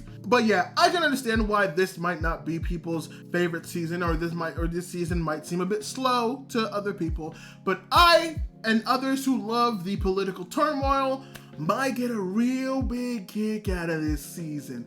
There might not be much action, and unfortunately, I saw some of the action animation that season 4 has gotten. It's gotten good, but I'm still here for it. I'm still here for it. Shield Hero hasn't let me down with the season yet. It's the reason why it's my 3rd favorite isekai. So I am very much hoping that it delivers on the goods. Yeah. We come to our next anime that we're going to be talking about, and that anime is going to be With You and the Rain. Now, I originally did not have this in my substitution lineup. The original 3 that I had was Introduction to Mineralogy, Nyan of the Living Cat, and Necronomia and the Cosmic Horror Show. I think those are the 3 anime that I had. But this anime, when I found out what it, when I first talked about it, or I made my first video going over what's coming out and what my watch list will be for this season, this was on my watch list. It wasn't on my weekly watch list, but it was on the anime I need to watch.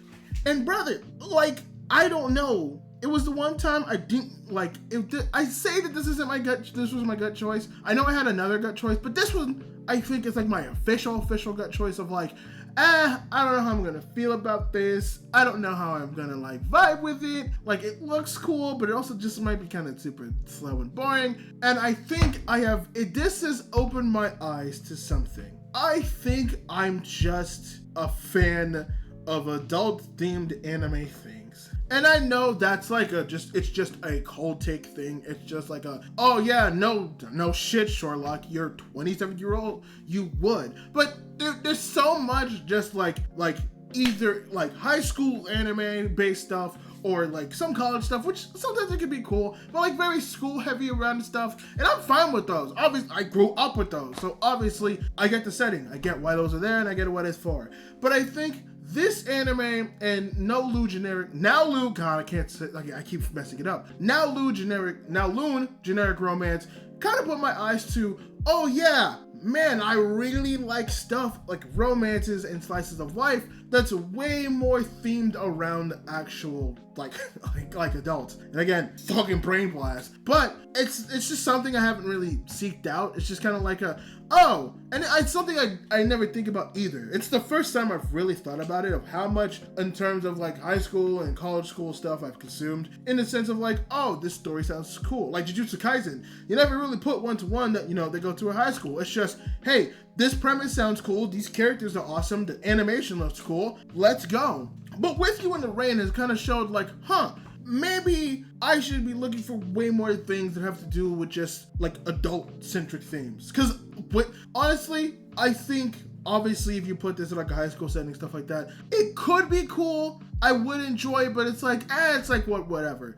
But I connect with it way more as an adult, especially when you're able to pull from the main character's memories, Fuchan's memories. Yeah, you can tell I like this because I remember the main character's name. Fuchan's memories with her friends, and seeing them grow up, and seeing them being so friends. And even though they've definitely changed as people, Fuchan's more is getting more social. The other 2 friends have changed in their own different ways, but they're still very much the same. There is just that instant connection of just being more relatable and being more connectivity.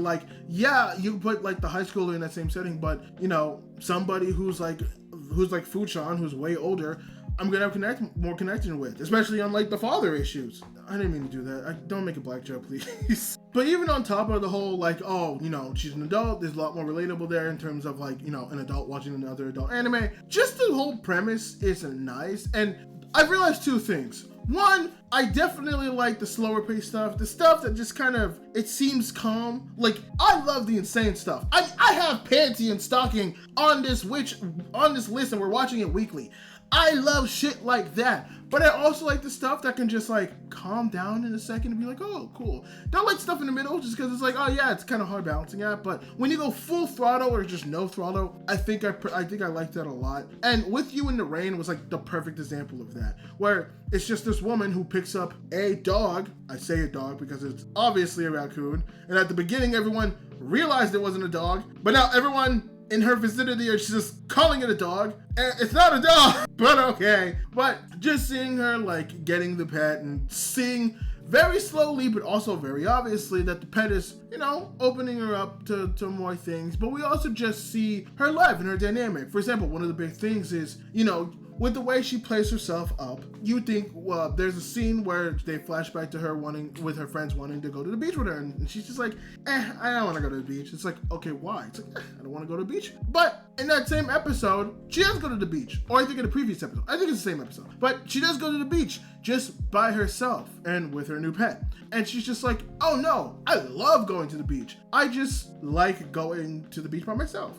And first of all, one of my favorite beach episodes, I'm gonna be honest, With You in the Rain might have my favorite beach episode, and honestly, I could probably make a video solely on why I appreciate this beach episode out of like all the other beach episodes, because it gives such an interesting take on like how she views some certain social interactions, where she sits there and it's like, I'm not even against going to the beach with friends. It's just the beach, it's like going by myself is not fun, or not the same way that you would call fun. But hearing the sounds of the water, feeling the sand, and being able to embrace it, I get what she means, where it's like, oh, it's not fun in the same sense of, oh, let's play the watermelon game, or let's build sandcastles, or let's go swimming.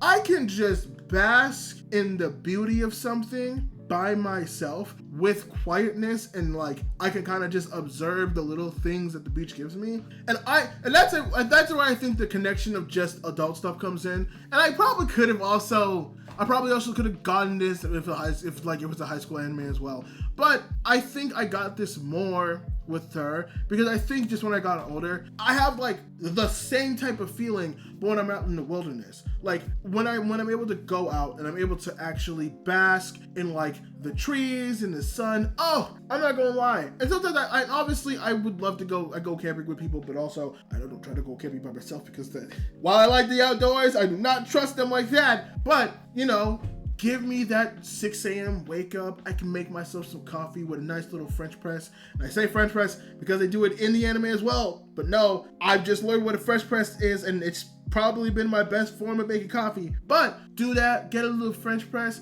maybe put on a little bit of jazz pop that I've been like, I found recently, like with the Badi Badoobi and like La Fay and stuff like that. And just give me that.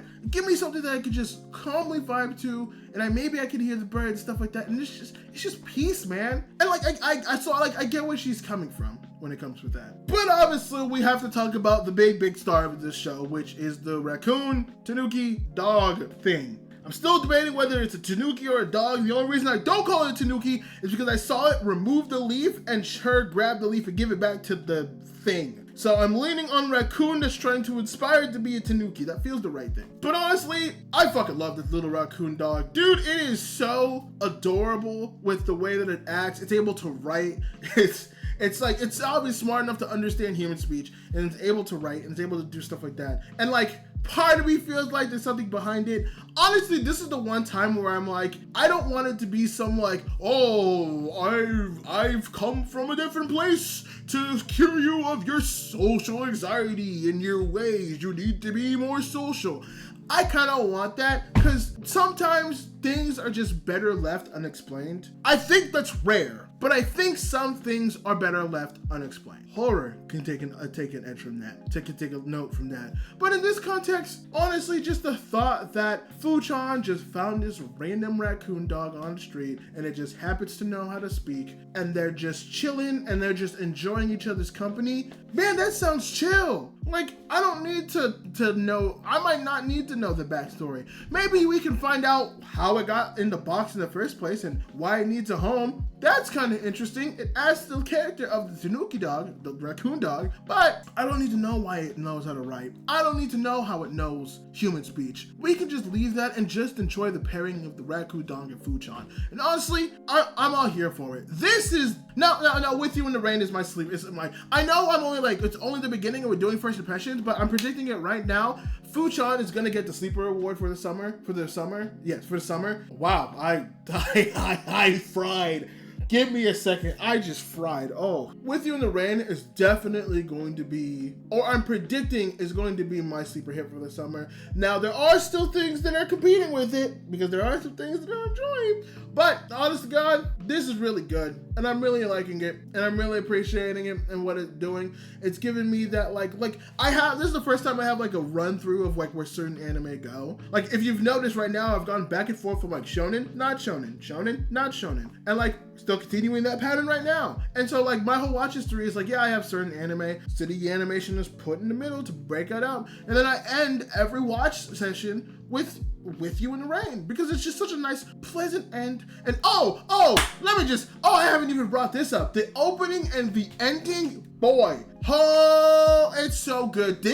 I'm gonna say this right now. With You in the Rain might have top 5 for me this year. And that's insane because we got stuff like Dandadan, we got stuff like Solo Leveling, we got stuff like the Sakamoto Days opening, both of them, which is fire, by the way. I didn't mention that before, but Sakamoto Days opening is also fire. And we also have fucking other sleeper hits now like No generic anime, and wow, what's the anime called? And Windbreakers as well, that also has like a really banger one. And I'm saying that With You in the Rain has got a top 5 opening of the year so far. Now, obviously, we still got a whole list, and there's still the Demon Slayer movie that's coming out. We still got some, fall's usually the season where a lot of other big hitters come out. So I wouldn't be surprised if something comes out there. But brother, With You in the Rain, it's beautiful. It's nicely illustrated. The music is just shit that vibes with me. Telling you right now,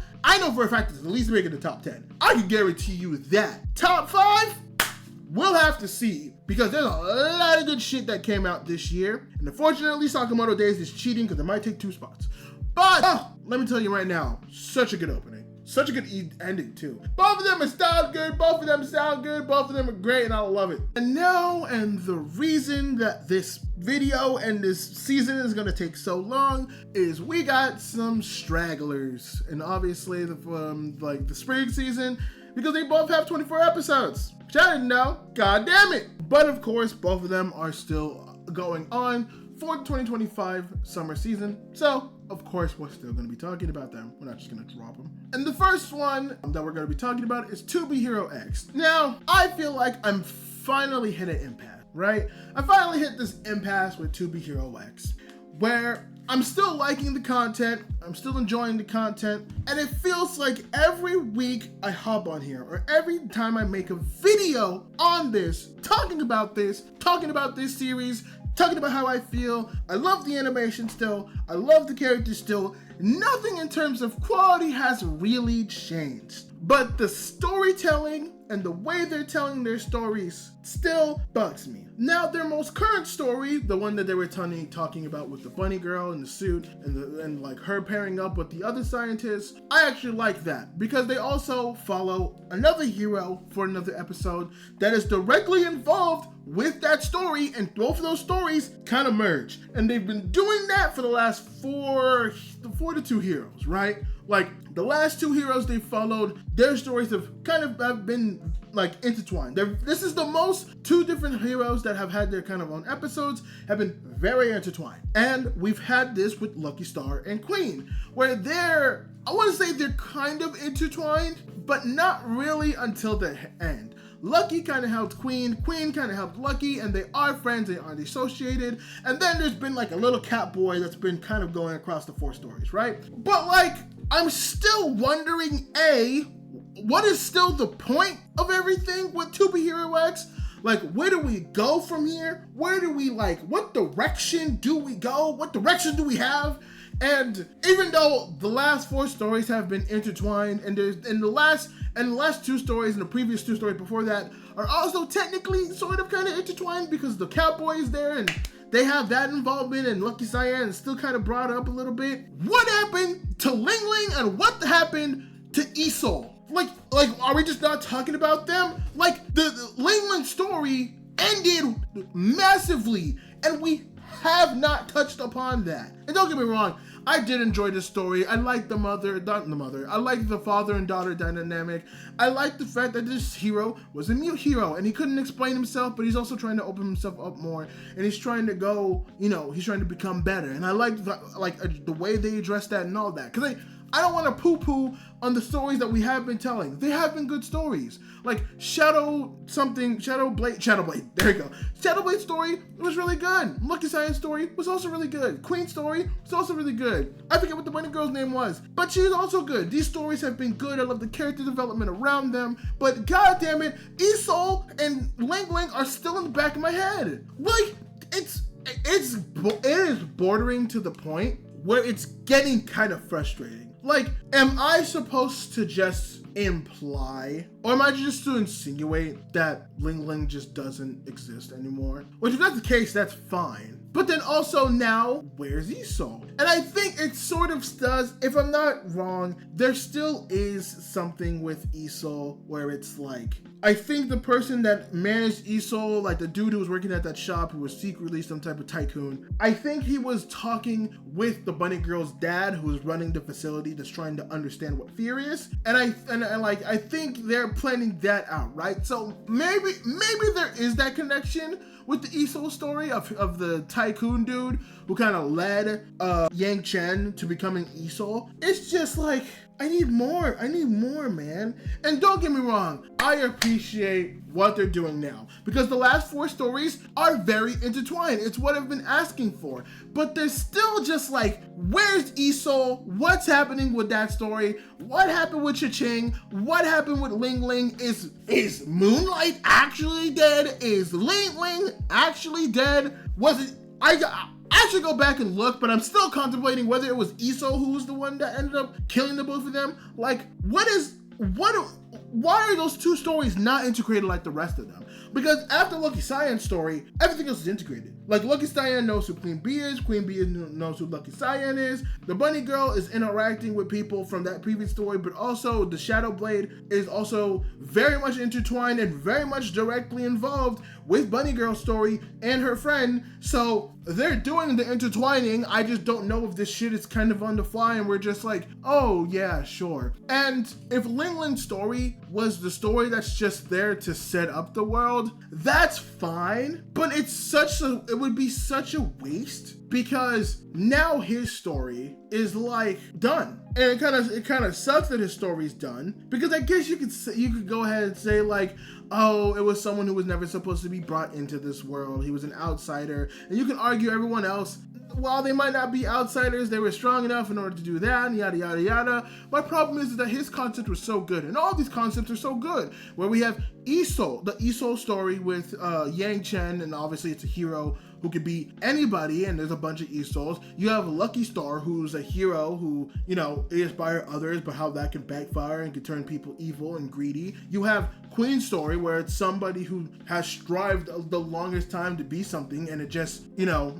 failing in that, just like Prodigy that's trying to better herself and just kind of a workaholic. You have Bunny, who's this girl who's trying to, make a thing for female heroes and build this thing, try to be a scientist, but she's someone that doesn't have a power value, a trust value, there it was, that doesn't have a trust value and is just being a superhero without a trust value, which is interesting. And then you have Shadowblade, who's this mute character who's trying to, he took up the job because, of his past and being like, yeah, I want to get away from the butcher stuff. I became this hero because I like the silence and I'm using this trust value in order to get away from all that. But now he's like wanting that. He's like, okay, but I want that daughter. Like, I do have something I care about that I want to defend. I didn't have it before, but now I do, and I realize what I've missed. Like, there's so many different concepts. I wish they'd at least stick to something.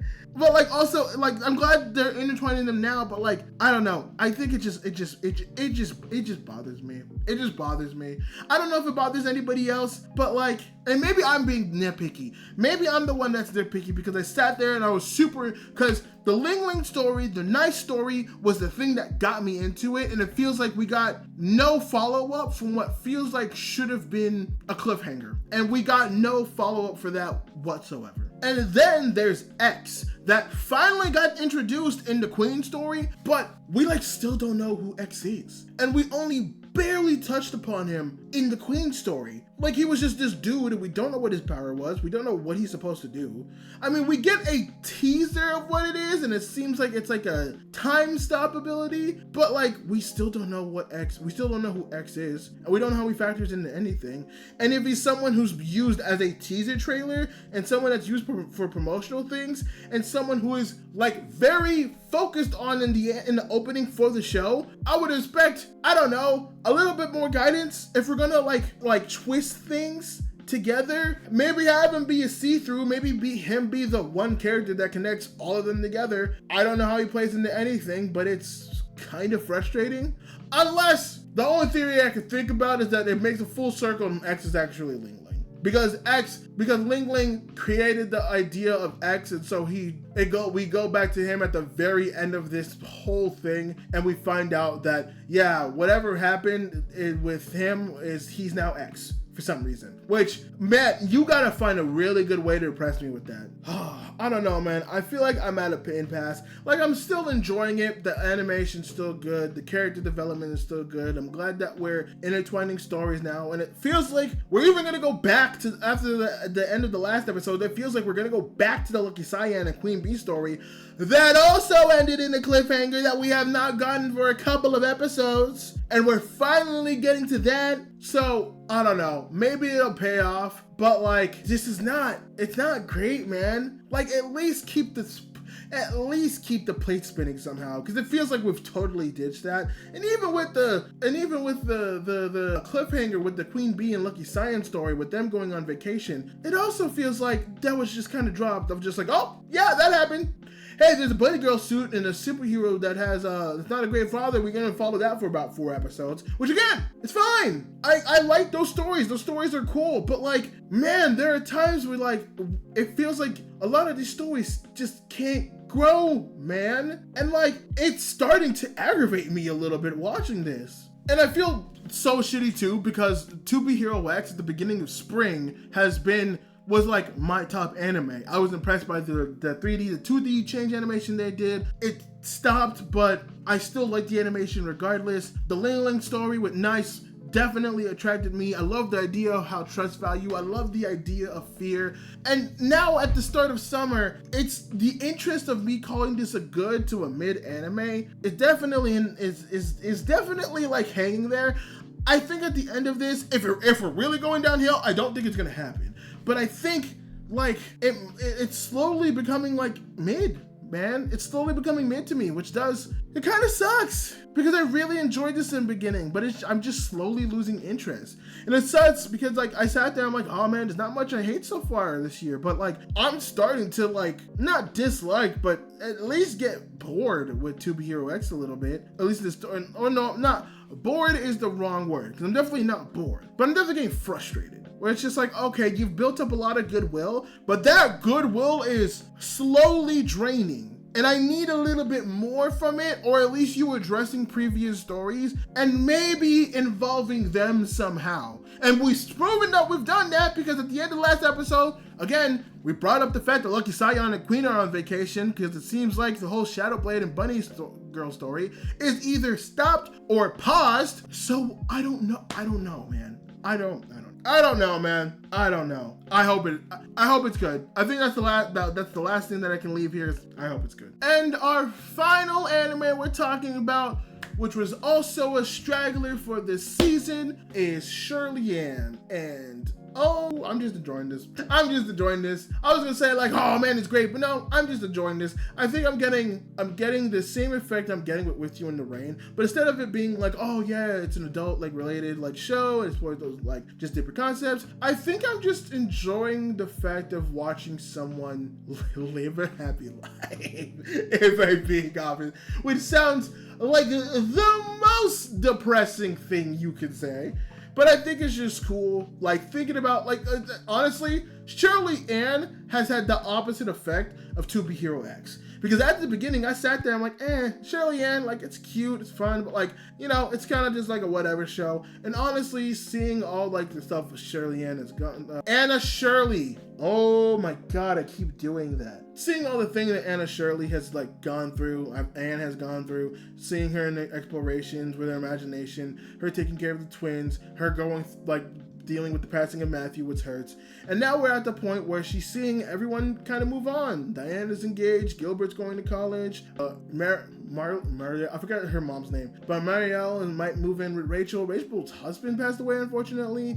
The woman that Miss Lavender, the woman that she was taking care of, which, yeah, we were talking about Anna Shirley for a couple of episodes. That was just lovely. That was just lovely to go through with all like the Miss Lavender stuff and seeing this person who I thought was gonna have a sad time having to like deal with the person that she loved finally moved on. But no, they got remarried because they both were like, oh yeah, like, you know, yes, I have that wife and I have that child, but I do miss you. And the wife loves it. I'm like, oh, it's wholesome. But Miss Lavender is moving to the States. Everyone that she knows is moving on. And you know what, Marielle, I appreciate her being like, hey, I'm gonna move in, Rachel's gonna move in with me. I think it's about time you actually take this chance to go to Redmond. I appreciate you staying. I appreciate you being around these last 2 years, but I don't want you to waste your time. You're gonna go to Redmond and you're gonna do what you need to do and you're gonna do that. And it's cool, she gets to go with Gilbert, and there's also a little tension with her and Gilbert, where Gilbert was trying to like, you know, trying to confess his love a little bit, and Anne was like, listen, I don't think that's great. I don't want to ruin our friendship. No, Anne, take the leap.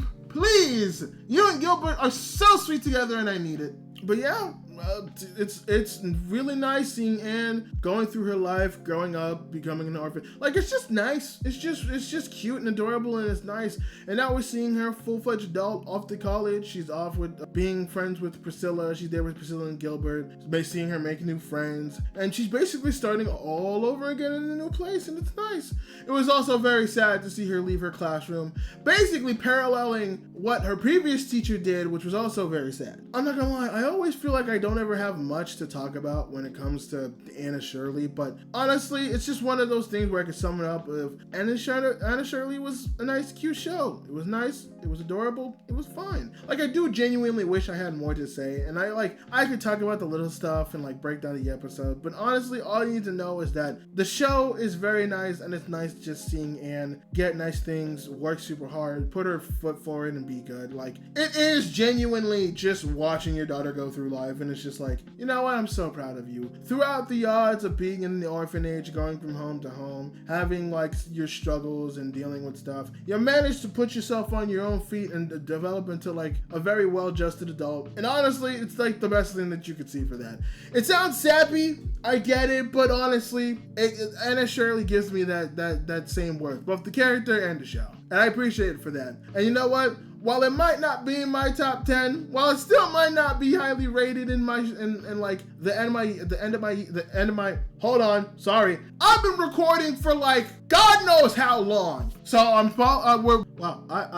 completely forgot what I was gonna say. Jesus Christ. You know what? All you need to know is, yeah, it might not make my top 10 list. It might not make it high on my list of things of anime that I've watched this entire year. But damn it, is it one of those things where I'm like, you know what? It still might be worth a watch. And even if it's low, I'd still probably give it a star recommendation. Yeah. Because while it might not be my favorite, while it might not be the anime that completely vibes with me, and trust me, I've praised this anime enough. I like it. I love how it is. And even though at best I might give it like a 7 out of 10 so far, I know somewhere out there, someone is having a blast with this anime. Someone is enjoying it and having a blast with this anime, and that makes me happy. And that is going to do it, folks. Thank you guys so much for tuning into the podcast. We are on a new channel, so you know, if you've subscribed to this, if you subscribe to shorts, welcome. I hope you are finding this space nice. I hope you're finding this space well, and I hope you're finding everything to your liking. Let me know what you've enjoyed this summer. Let me know like what you're having fun with, man. I know there's a lot of anime we wanted to watch this season, and I do plan on watching a lot of them. But, you know, we got to get through these 10, 12. But we got to get through this anime first, and there's still fall. But there's a whole bunch of stuff. But this season of summer, honestly, it's kicked off to a bang start. There's a lot of good stuff. There's a wide variety of stuff. Like, we got a little bit of the horror. We got a little bit of slice of life. We got a little bit of romance. And there's a shit ton of shonen. And you know what? That's just the season of shonen, which is crazy to think about. Like I said earlier, there's like 4 of the big shonen that have been officially animated now that came from Shonen Jump, and I'm surprised no one has talked about it that much. It's kind of insane now that I think about it, because it's just like, yeah, Sakamoto Days, Kaiju No. 8, Dandadan, and Gachiakuta are all being like animated. The only one you're really missing out of there is Kagurabachi, and that one's not coming out until I think January of next year or later down the road next year. So like, that's gonna come out at some point. But obviously, it's like, yo, Sakamoto Days has been popular, Kaiju No. 8 has been popular, Gachiakuta has been popular, and Dandadan's been popular, obviously, in terms of the manga. So I thought people would talk about it more, but no. Honestly, the thing I've heard about more is the summer of romance, or the summer of waifus, where we are getting a shit ton of waifus, which I will be honest, I will putting that Marin is best waifu of the season, but a very close second is Fuchan from With You in the Rain. And you know what? For all intents and purposes, Fuchan might take over Marin for me. Yeah, I said it because I'm slowly realizing I have a type, okay? I mean, if you look up Fuchan from With You in the Rain, and you look at Kujirai from Naolu Generic Romance, I have a type.